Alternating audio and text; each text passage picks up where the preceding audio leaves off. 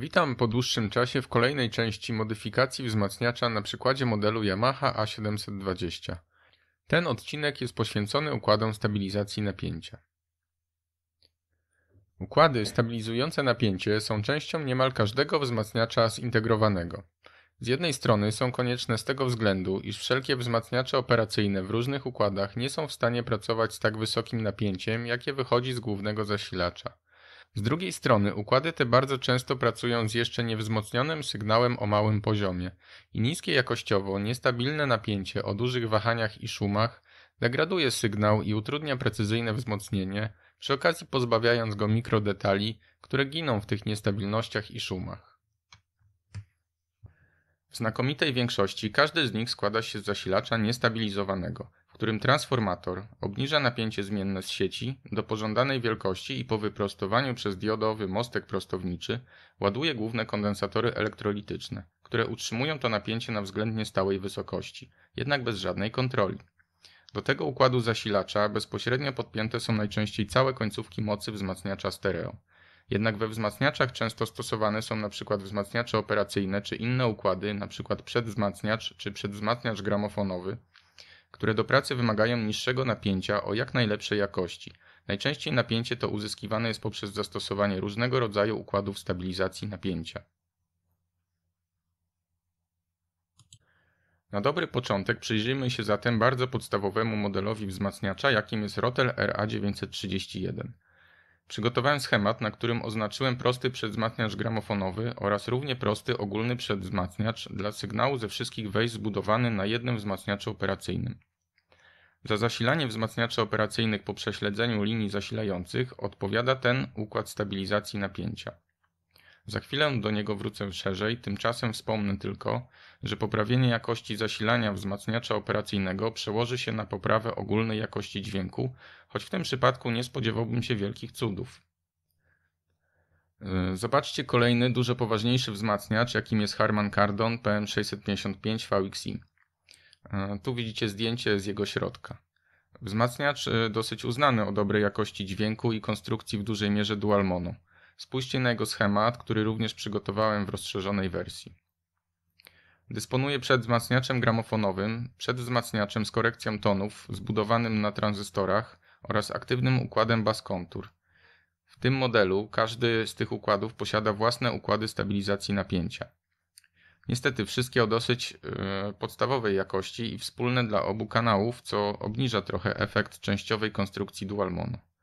Wiele opinii użytkowników wyraża też przeciętną jakość samego przedwzmacniacza, co w pewnym stopniu ogranicza możliwości tego sprzętu. Ulepszenie układu stabilizacji napięcia dla przedwzmacniacza wniesie zauważalną poprawę, tym bardziej, że jest on zbudowany na prostych stopniach tranzystorowych. Same układy stabilizacji napięcia są konstrukcyjnie niemal identyczne jak te we wcześniej pokazanym Rotelu RA931.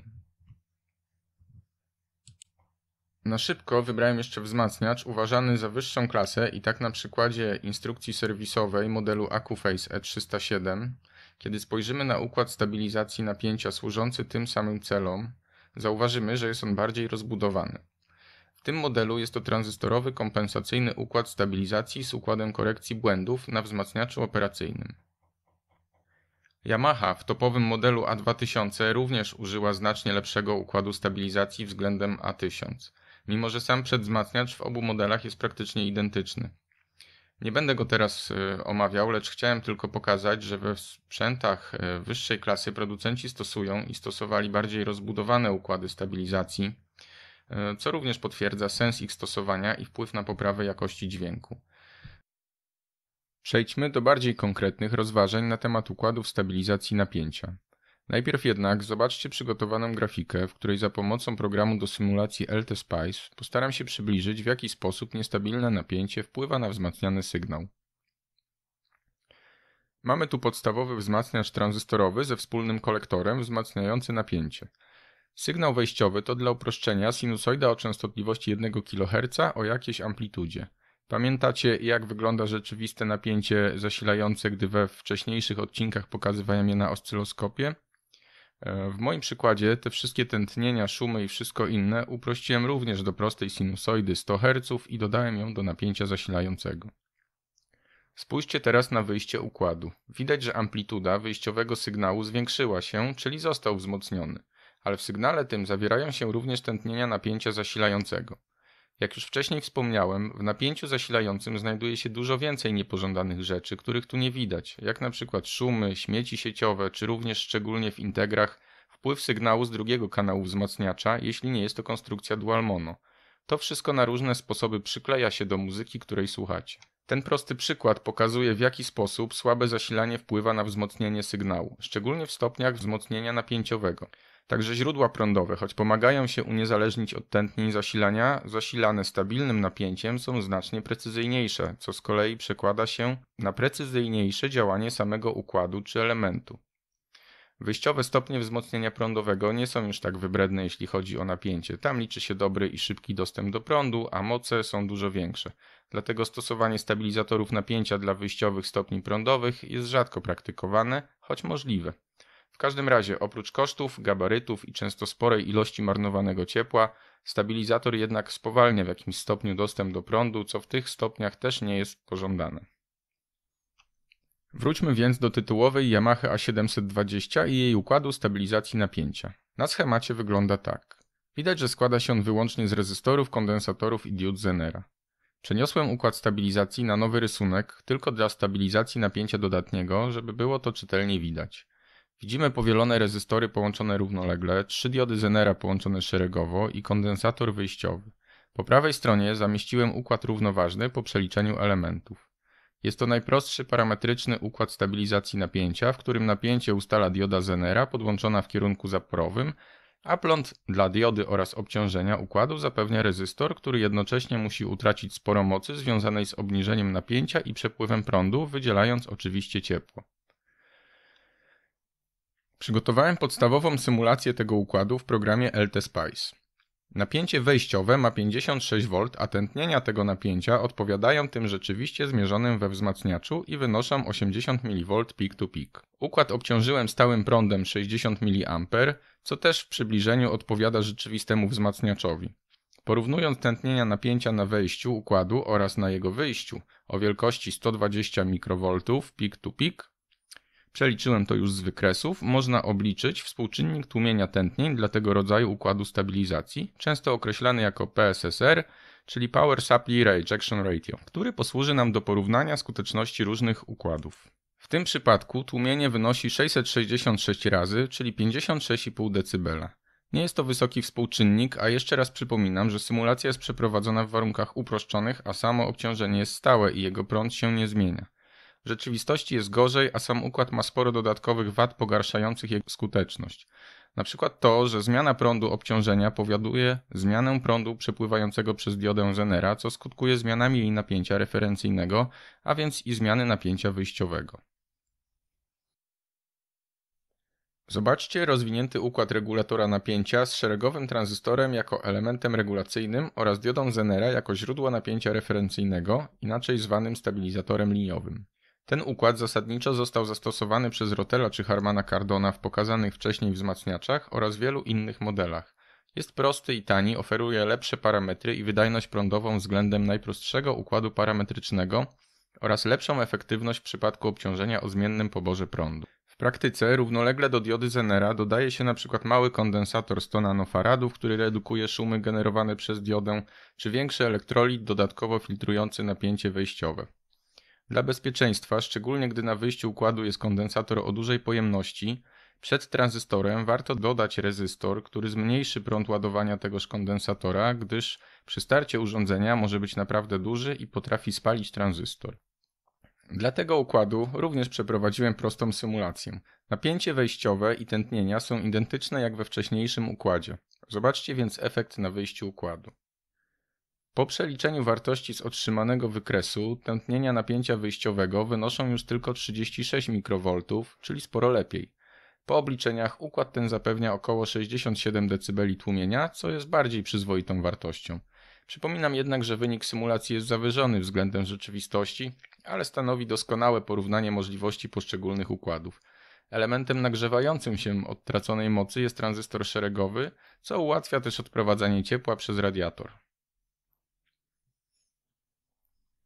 Na tym schemacie widoczny jest układ stabilizacji napięcia z równoległym elementem regulacyjnym, tzw. shunt regulator. Układ działa w ten sposób, że tranzystor regulujący poprzez zmianę pobieranego prądu wymusza mniejszy lub większy spadek napięcia na rezystorze szeregowym i w ten sposób koryguje napięcie wyjściowe. Zaletą takich układów jest praktyczna odporność układu na zwarcia czy przeciążenia, czego nie można powiedzieć o układzie szeregowym. Jednak efektywność mocowa jest znacznie niższa niż układów szeregowych. Dodatkowo sprawdzają się dobrze tylko z obciążeniem o stałym poborze prądu, co nie zmienia faktu, że układy te również można znacznie ulepszyć i z powodzeniem stosować w urządzeniach wysokiej klasy.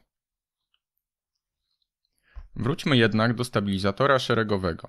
Aby osiągnąć lepsze rezultaty, konieczne jest rozbudowanie układu, np. poprzez wyposażenie go w elementy, które porównują uzyskane napięcie wyjściowe z referencyjnym i aktywnie je korygują, czyli pełnią funkcję wzmacniacza błędów. Układy takie zwane są stabilizatorami kompensacyjnymi. W układzie, którego schemat widzicie, baza szeregowego tranzystora regulacyjnego sterowana jest przez prosty wzmacniacz tranzystorowy, który porównuje próbkę napięcia wyjściowego z napięciem odniesienia, np. w postaci diody Zenera. W tym układzie możliwe jest zastosowanie diody o niższym napięciu wstecznym lub scalone źródło napięcia odniesienia, np. LN385 czy popularny TL431, a pożądane napięcie wyjściowe uzyskuje się przez zastosowanie odpowiednich wartości rezystorów dzielnika, a nawet możliwe jest stworzenie stabilizatora o regulowanym napięciu wyjściowym przy użyciu dodatkowego potencjometru. Ważną sprawą jest również stosowanie tranzystora regulacyjnego o dużym wzmocnieniu prądowym. W praktyce w stabilizatorach wykorzystuje się tranzystory o większej mocy, a one z reguły mają wzmocnienie nie większe niż 200, a często nawet poniżej 100. Dlatego bardzo zalecane jest stosowanie układu Darlingtona, czy to w postaci scalonej, czy z dwóch osobnych tranzystorów, który zwiększy wzmocnienie do nawet kilku tysięcy, jednak zwiększając spadek napięcia na elemencie regulacyjnym z około 0,65 do 1,3 V. Przejdę do testowej symulacji układu. Warunki napięcia wejściowego oczywiście te same i sprawdzamy tętnienia napięcia wyjściowego. I tutaj duże zaskoczenie. Teoretycznie rozbudowany układ wykazuje znacznie mniejsze tłumienie tętnień niż układ podstawowy. Wartość napięcia międzyszczytowego wynosi aż 321 mikroV, co już wyraźnie świadczy o gorszych parametrach.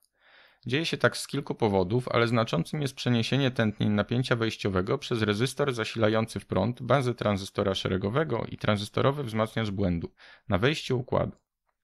Układ ma jednak potencjał i tu jest fajna okazja do pokazania, że ulepszenia to czasami takie zamienne cegiełki, które mogą znacząco poprawić parametry układu.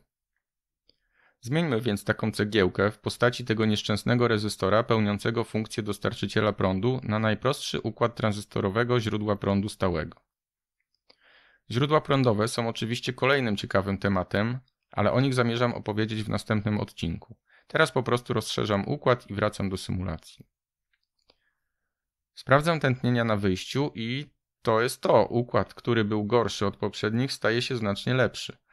Policzę więc tłumienie układu z symulacji, żeby mieć porównanie. Międzyszczytowa wartość tętnień napięcia na wyjściu wynosi już tylko 7 mikroV, co względem tętnień na poziomie 80 mV na wejściu daje tłumienie aż o 11 428 razy, czyli 81 dB. Oczywiście nie wyczerpuje to możliwości ulepszeń. Prosty wzmacniacz tranzystorowy nie jest najlepszym wzmacniaczem błędu.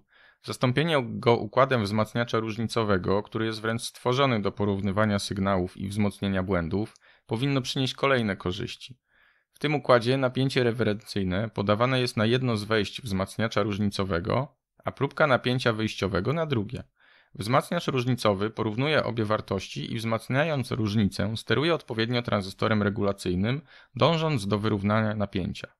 Źródło napięcia referencyjnego może w tym układzie być zasilane z już ustabilizowanego napięcia wyjściowego, co dodatkowo poprawia warunki pracy. Zrobię jeszcze szybkie porównanie układu w symulatorze. Biorę wykres napięcia wyjściowego i podliczam poziom tętnień napięcia. W tym przypadku udało się je zredukować do wartości 6,3 mikroV, co daje tłumienie na poziomie 82 dB. Wydaje się, że to niewielka poprawa, ale w tej konfiguracji otwierają się kolejne możliwości ulepszenia układu, choćby przez ulepszenie samego wzmacniacza różnicowego, zastępując rezystor źródłem prądowym, co zwiększy jego dokładność, czy dokładając lustra prądowe, które zwiększą wzmocnienie. Samo źródło napięcia referencyjnego można zasilać przez kolejne źródło prądowe, poprawiając jego stabilność itd. Warto wspomnieć, że poprawa współczynnika stabilizacji skutkuje obniżeniem impedancji wyjściowej stabilizatora, co również jest bardzo pozytywnym efektem ulepszeń. W tym miejscu doszliśmy do zastąpienia całego wzmacniacza różnicowego wzmacniaczem operacyjnym, co jest podstawą w najlepszych układach stabilizacji napięcia. Zauważcie, że w tym materiale pokazałem wyłącznie układy dla napięć dodatnich, ale oczywiście każdy z nich można wykonać dla napięć ujemnych, zmieniając np. tranzystory NPN na PNP i odwrotnie oraz zmieniając polaryzację odpowiednich elementów.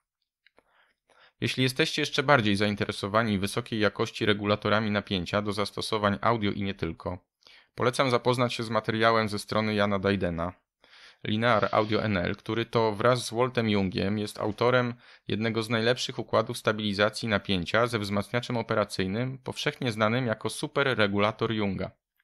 Na stronie jest komplet oryginalnych artykułów owych panów opublikowanych w 1995 roku na łamach Audio Express.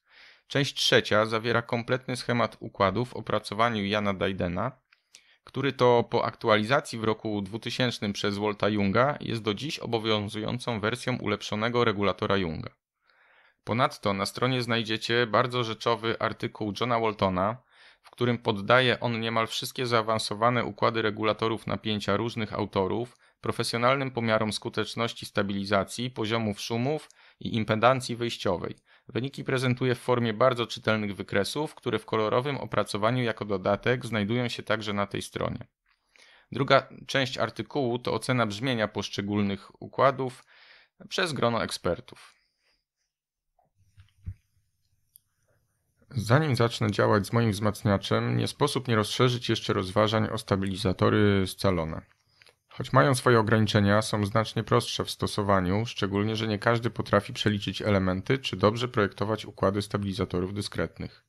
W samych wzmacniaczach vintage są rzadziej spotykane, ale powszechne są w odtwarzaczach CD czy DAC-ach, dlatego zanim pokażę Wam moją wersję modyfikacji wzmacniacza, chcę ten temat również poruszyć. Zacznę od najpopularniejszych stabilizatorów trójkońcówkowych o ustalonych z góry napięciach wyjściowych, czyli serii 78 dla napięć dodatnich i 79 dla napięć ujemnych. We wzmacniaczach audio z minionej epoki były rzadko spotykane z tego względu, że napięcie zasilania większości wzmacniaczy jest zbyt wysokie dla tych układów. Niemniej jednak są bardzo proste w użyciu i wystarczy dołożyć zewnętrzny kondensator wyjściowy, by pracował stabilnie. Spójrzcie w karty katalogowe tych układów. W akapicie Absolute Maximum Ratings między innymi jest podane maksymalne napięcie wejściowe, jakie można doprowadzić do układu bez jego uszkodzenia i wynosi 35 V, a dla wersji na 24 V może to być 40 V. Teraz tabelka z parametrami dla wersji 15 V. Jest w niej podany parametr PSRR, tu określony jako Ripple Rejection i dla tego układu wynosi on 70 dB. Zauważcie, że takie tłumienie układ ma dla częstotliwości 120 Hz, czyli podwójnej częstotliwości napięcia w sieci amerykańskiej, gdzie wynosi ona 60 Hz. Dla nas nie ma to znaczenia, bo dla 100 Hz parametr jest praktycznie identyczny, ale z tłumieniem wyższych częstotliwości stabilizatory radzą sobie zwykle gorzej i zależy to od konkretnego typu. Tak wygląda wykres tłumienia w zależności od częstotliwości. W każdym razie na tym poziomie rozważań można to spokojnie pominąć. Nieco wyżej mamy Output Noise Voltage, czyli poziom napięcia szumów wyjściowych. Dla tej wersji wynosi on 90 mikroV, choć różni producenci tych układów podają nawet do 110 mikroV. Ogólnie im niższe napięcie wyjściowe zastosowanego układu, to szumy są niższe, a tłumienie tętnień nieco wyższe. Zastosowanie jest bardzo proste. Do nóżki układu V-in doprowadza się napięcie niestabilizowane z zasilacza, nóżkę GND podłącza się do masy, a na nóżce V-out mamy stabilizowane napięcie wyjściowe. Jeżeli użyjemy np. stabilizatorów 78-15 i 79-15, uzyskamy odpowiednie symetryczne napięcia stałe o wartości plus minus 15 V do zasilania np. wzmacniaczy operacyjnych.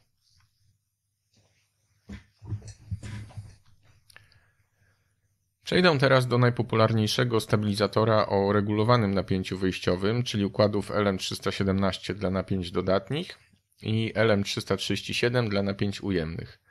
Od układów serii 78XX i 79XX różnią się tym, że napięcie wejściowe nie jest określone, tylko ustalane jest przez zastosowanie dzielnika rezystorowego R1, R2 i podanie próbki na wejście Adjust. Porównajmy więc parametry tego układu z parametrami regulatorów o ustalonym napięciu wyjściowym.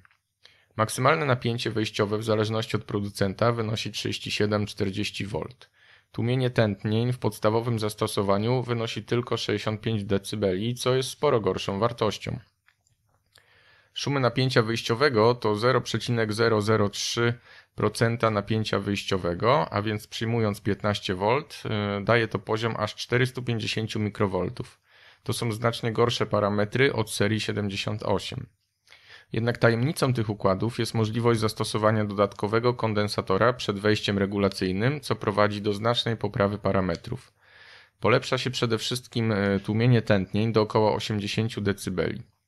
Z poważnych publikacji pomiarów można wywnioskować, że szum wyjściowy zmniejsza się niemal 10-krotnie, co w naszym przypadku oznacza spadek do 45 mikroV. Ponadto poprawia się odpowiedź impulsowa, impedancja wyjściowa i inne parametry. Dlatego LM317-337 może być całkiem dobrym ulepszeniem względem standardowych stabilizatorów nieregulowanych. Oczywiście kondensator ten należy umieszczać jak najbliżej wejścia adjust regulatora. Dobrym pomysłem może być również pobieranie próbki napięcia nieco za kondensatorem wyjściowym stabilizatora, choć bez przesady. To może być jedynie namiastka idei wejścia typu sens w regulatorach. Masę układu regulatora dobrze też poprowadzić osobnym przewodem do np. centralnego punktu masy lub punktu masy przy głównych kondensatorach zasilacza. W internecie znajduje się całkiem sporo publikacji, które badają wpływ pojemności tego dodatkowego kondensatora na parametry układu. Wynika z nich dosyć jasno, że zwiększenie pojemności kondensatora ponad 22 mikrofarady nie przynosi już wymiernych efektów. Dlatego ja przyjąłem konsensus, który stosuję na poziomie właśnie 22 mikrofaradów, ale nie ma problemu, by zastosować powiedzmy 47 czy jeszcze inną pojemność. Powiem Wam o jeszcze jednej ciekawej rzeczy, którą zaobserwowałem we własnych eksperymentach z tym kondensatorem. Otóż brzmienie zasilanego z takiego stabilizatora układu może dość mocno się zmienić w zależności od zastosowanego elementu. Nie chodzi mi o samą barwę czy charakterystykę, ale o klarowność, czystość wysokich tonów, separację poszczególnych dźwięków itd., co skłania mnie do tezy, że jego jakość zdecydowanie wpływa na jakość napięcia wyjściowego. Dlatego bardzo polecam poeksperymentować z różnymi seriami kondensatorów, również takich o niskim ESR, o niskiej impedancji, tzw. low Z, oraz z kondensatorami polimerowymi czy tantalowymi. Różnice potrafią być bardzo duże. Jak mówiłem, napięcie wyjściowe ustalane jest przez dzielnik rezystorowy. Obliczenie odpowiednich wartości nie jest skomplikowane, ale w sieci możecie skorzystać z wielu kalkulatorów. Warto wiedzieć, że układy te do prawidłowej pracy wymagają obciążenia prądem minimum 3,5 mA, a często większym.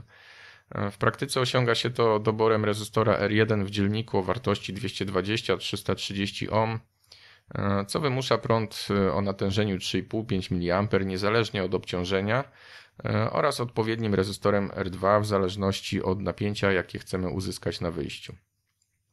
Przy zastosowaniu dodatkowego kondensatora powinno się zastosować diodę w kierunku zaporowym zabezpieczającą układ przed wstecznym przebiciem zgodnie z dokumentacją. To samo, gdy na wyjściu zastosujecie kondensator o dużej pojemności i po wyłączeniu sprzętu dojdzie do spadku napięcia na wejściu, np. z powodu szybszego rozładowania kondensatorów głównych przez inne obciążenie pobierające z nich prąd względem kondensatorów wyjściowych układu stabilizacji. Dioda od wyjścia do wejścia ochroni układ i odprowadzi prąd wsteczny. Do sytuacji takiej dojdzie również w przypadku zwarcia na wejściu. Sam układ posiada wbudowane zabezpieczenia przed zwarciem na wyjściu czy zbyt wysoką temperaturą, więc tym nie musicie się już tak przejmować. Ważne, by napięcie wejściowe było przynajmniej o 3 V wyższe niż napięcie, które chcecie uzyskać, chociaż w praktyce układ zadziała już od około 1,7 V różnicy, jednak parametry stabilizacji ulegną pewnemu pogorszeniu. Należy też przeliczyć moc straconą przez układ i zastosować radiator, jeśli jest potrzebny. W obudowie TO220 bez radiatora układ może pracować przy stratach około 1,5 W, choć będzie już bardzo gorący. Istotną kwestią w zastosowaniach audio jest również kondensator wyjściowy. Jego charakter brzmienia będzie miał wpływ na brzmienie zasilanego układu, co zresztą dotyczy wszystkich rodzajów stabilizatorów. Stabilizator będzie co prawda działał i bez niego, ale nie polecam takiego rozwiązania. Jeśli interesuje Was jeszcze większa poprawa parametrów napięcia zasilającego, istnieją ulepszone regulatory o oznaczeniach LT317 i LT337 o dwukrotnie zmniejszonych wahaniach napięcia wyjściowego i trzykrotnie zmniejszonym szumie. Według mnie brzmienie jest też lepsze. Jednak ich cena jest dość wysoka i zbliża się do nowoczesnych ultraniskoszumowych stabilizatorów scalonych. Mimo to pełna zamienność z podstawowym układem, prostota ich stosowania, wysoki prąd wyjściowy itd. Bronią sensu stosowania tych układów. Współcześnie dostępne są również nowoczesne regulatory o bardzo dobrych parametrach. Przykładowo jest to seria TPSA 7A 4700 lub jeszcze ciekawszy LT3045 wraz z LT3094 dla napięć ujemnych o ultraniskich szumach. Na tak zwanym papierze mają świetne parametry. Ja osobiście jeszcze z nich nie korzystałem i nie wiem, czy do analogowego audio się tak dobrze nadają. Czy tak jest naprawdę, musicie sprawdzić samemu. Druga sprawa to to, żeby wycisnąć z tych regulatorów tak dobre parametry, konieczne jest bardzo przemyślane prowadzenie ścieżek, mas czy doboru komponentów zewnętrznych. Cena na dzień dzisiejszy też nie należy do atrakcyjnych, bo jeden układ to koszt już ponad 60 zł. Jako praktyczną ciekawostkę mogę jeszcze dodać, że nie ma wielu serii regulatorów dla napięć dodatnich i ujemnych. Te ujemne ogólnie sprawują się nieco gorzej od dodatnich, za to możliwe jest wykorzystanie regulatorów dodatnich dla napięć ujemnych po dopasowaniu układu, ale te sprawują się jeszcze gorzej. Powoli zmierzając do sedna modyfikacji układu zasilania wzmacniacza, chcę przybliżyć Wam jeszcze jeden bardzo ciekawy i trochę zapomniany układ, pomagający zredukować szumy.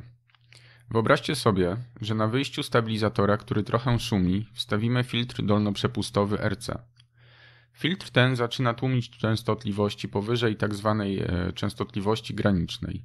Im wyższa częstotliwość, tym tłumienie jest większe, a wzrost tłumienia na oktawę wynosi 6 dB.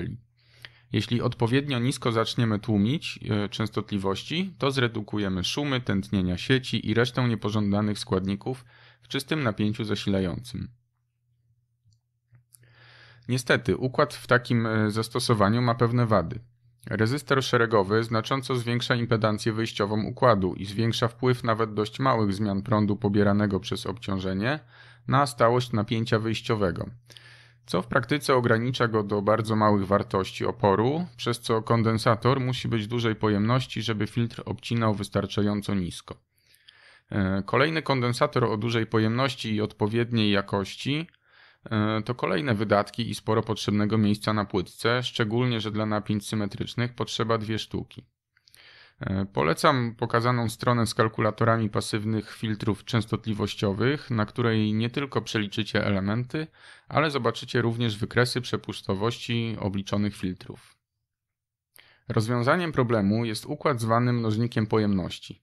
Bazuje na wykorzystaniu wzmocnienia prądowego tranzystora i sprawia, że można zastosować rezystor o większej wartości, dzięki czemu kondensator może być znacznie mniejszej pojemności przy zachowaniu równie niskiej częstotliwości granicznej filtra.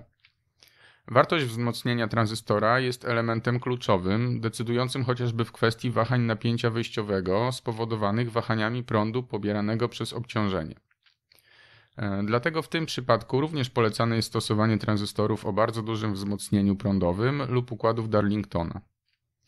Układy te w zależności od użytego tranzystora wprowadzają dodatkowy spadek napięcia, co należy uwzględnić w napięciu wyjściowym stabilizatora. Drugą wadą jest to, że napięcie na wyjściu mnożnika zwykle nie jest już kontrolowane przez wzmacniacz błędu regulatora. Niemniej jednak zalety w postaci bardzo niskiego szumu są zdecydowanie warte rozważenia. Istnieją wersje układu z aktywną regulacją, jednak w każdym przypadku taki układ trzeba dostrajać, więc nie nadaje się jako prosty uniwersalny odszumiacz.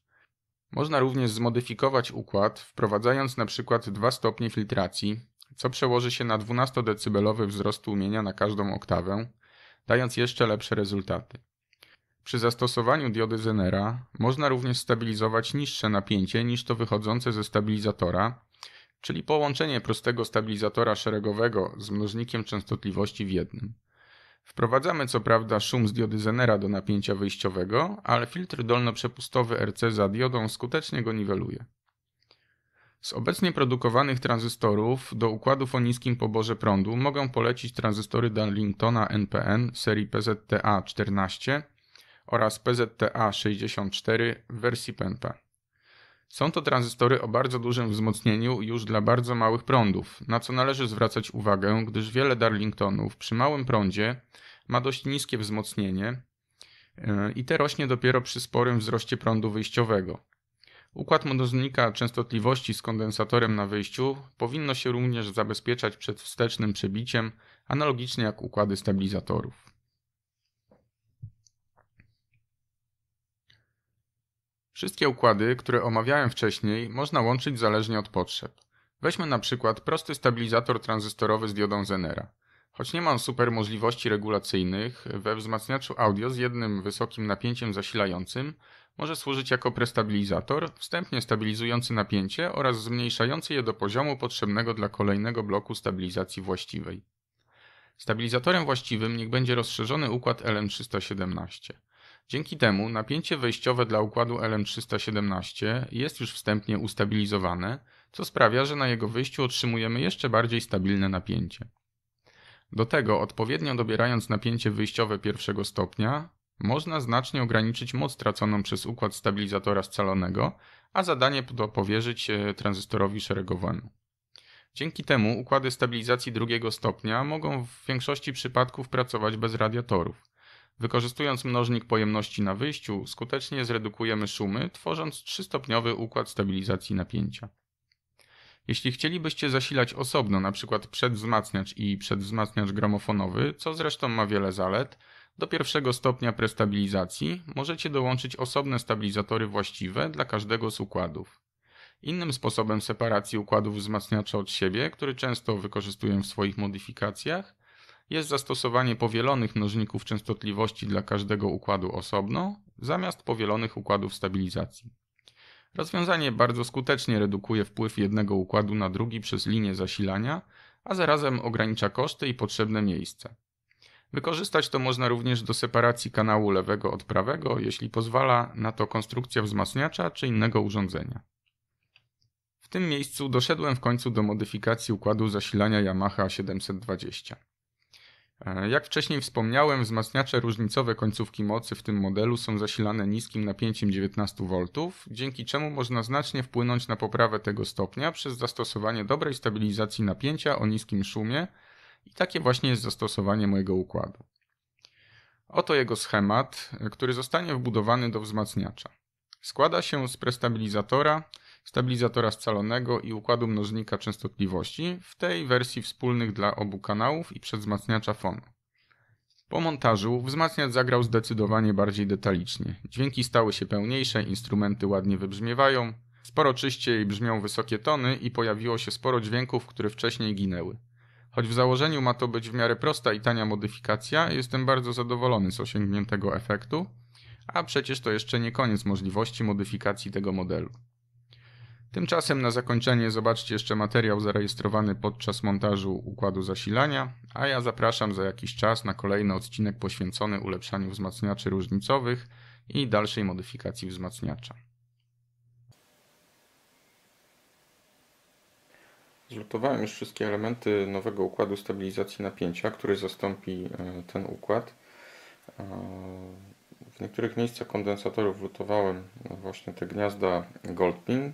Będę mógł dobrać i przetestować brzmienie kondensatorów, bo one tutaj też mają znaczny wpływ na to, jak finalnie brzmi wzmacniacz.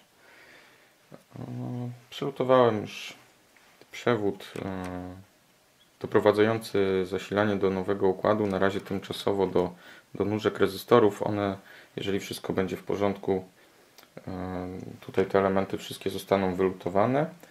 Tu widzicie te kondensatory, ich rolę przejmą te kondensatory. W tej chwili tu sobie włożyłem serię KMH, Nippon Chemicon. Zobaczymy, jak to będzie grało. Natomiast te kondensatory znajdujące się tutaj znikną całkowicie. Tak jak te rezystory i diody Zenera. Więc tutaj przed zamontowaniem na tranzystory nakładamy trochę pasty termoprzewodzącej.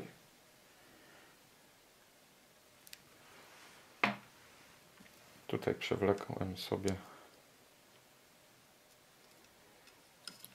napięcie.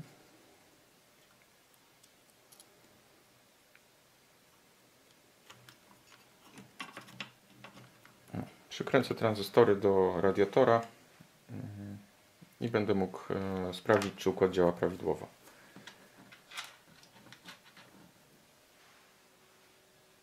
Układ został zamontowany, pozostało wstawić brakujące kondensatory, oczywiście uważając na odpowiednią polaryzację, bo inaczej taki kondensator po prostu po uruchomieniu i doprowadzeniu napięcia wystrzeli.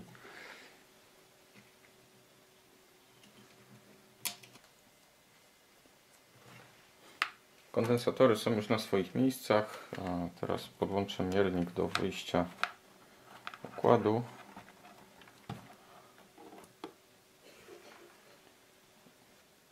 Możemy dokonać próby.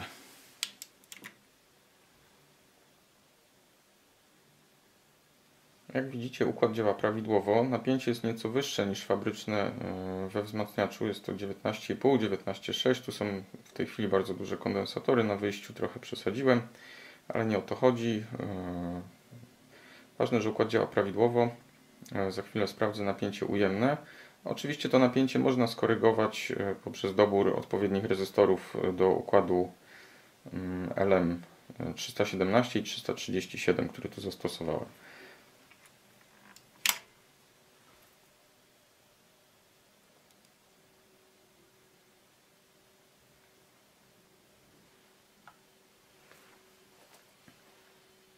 Sprawdźmy napięcie ujemne.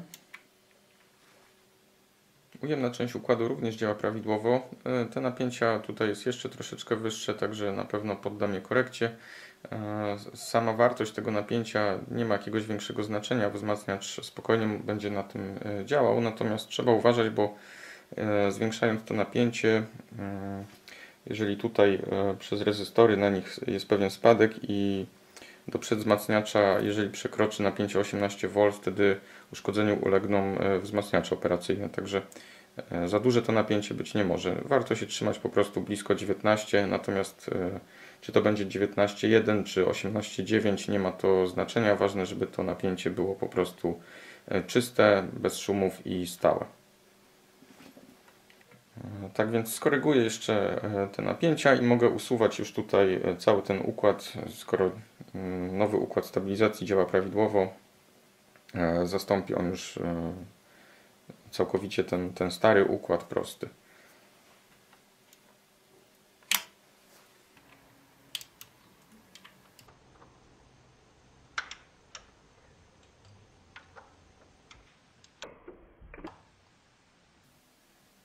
Jak widzieliście przed chwilą, w tym miejscu pojawiły się iskry.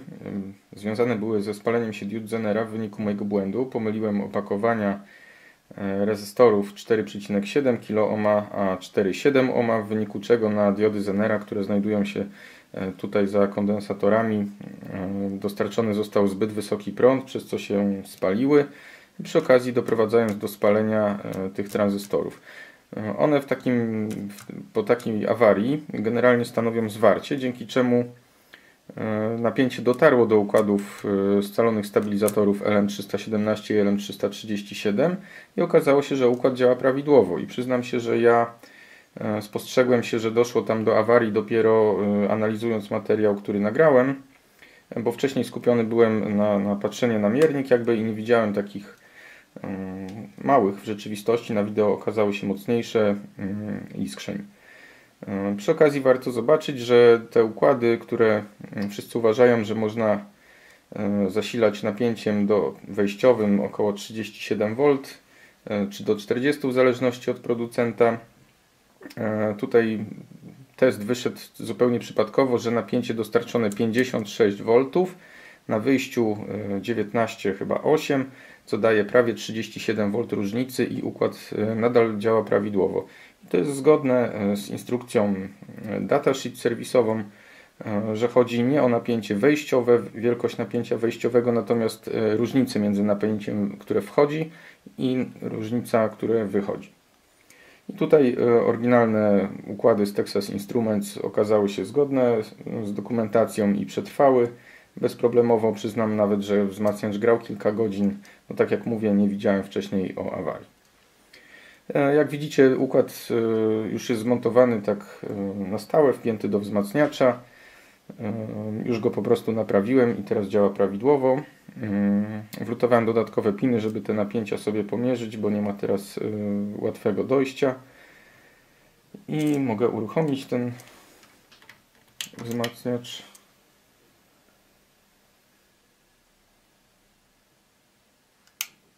Przekaźnik się załączył, układ działa oczywiście prawidłowo i wzmacniacz. Mamy minus 19V napięcia ujemnego. Tu przełączę się do napięcia dodatniego 18,83. Tu jest drobna różnica między 19 założonymi, natomiast nie ma się co tym przejmować, bo jest to niecały 1% różnicy.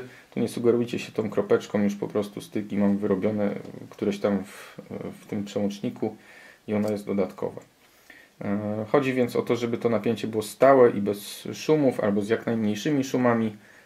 1% różnicy napięcia nie będzie na pewno tutaj w niczym przeszkadzał. Oczywiście jeżeli zależy Wam, żeby zrobić te napięcia super dokładnie, w takich układach musicie zastosować wtedy potencjometry regulacyjne, bo nawet dla napięcia ujemnego i dodatniego jest trudno uzyskać idealnie równe napięcia, bo w samych tranzystorach PNP i NPN różnią się najczęściej one spadkiem napięcia baza emitter i stąd jakieś tam drobne różnice. Zobaczcie, jeszcze tu wylutowałem cały ten układ oryginalny stabilizacji. Trochę się tutaj jakby zrobiło przestrzeni więcej.